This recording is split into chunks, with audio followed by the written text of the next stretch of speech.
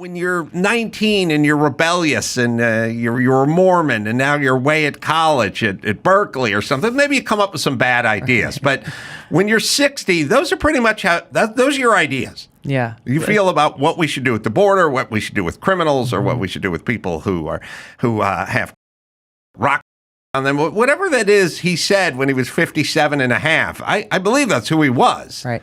What is he?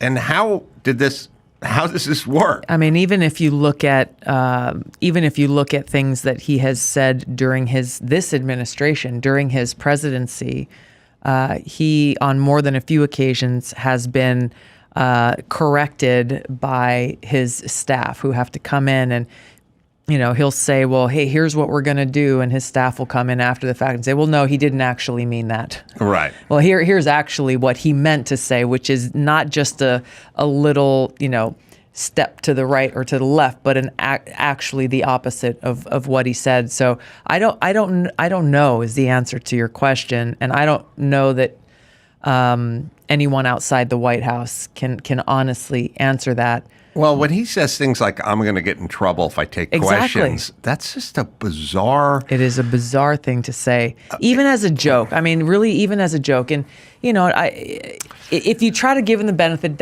of the doubt and he's just like, oh, he's cracking a joke, like, oh, they're going to get mad at me because I did this or I did that. You're the president of the United States.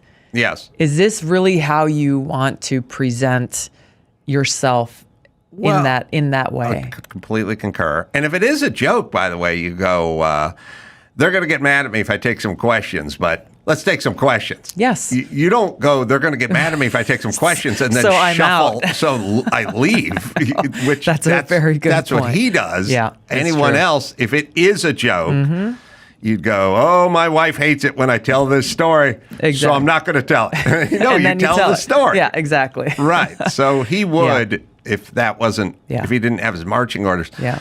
And this is one of the reasons why there's all this thing, like, is it going to be Biden? Is he actually going to be the one who runs in the general election? Is it going to be someone else? First of all, it doesn't matter really, because when you look at any of the other names that are being put forward on the Democratic side, the policies are the same. Yes. Nothing actually will change other than the face and the name. But the second thing is, if it continues to be Joe Biden, the Democrat elite are not like attached to Joe Biden and love him and adore him because they think he is the guy.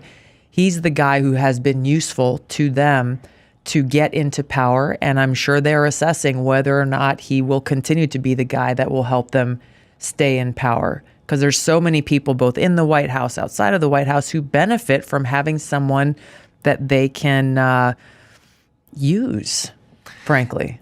Yes, they don't need somebody with strong policy. They need somebody who can be a vessel for their policy.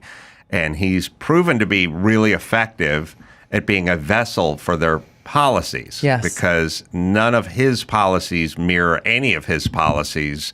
So he's kind of just there as almost like in a horror movie when they reanimate a corpse so somebody can speak through them or something. That's almost like we're just going to use him as a ventriloquist dummy.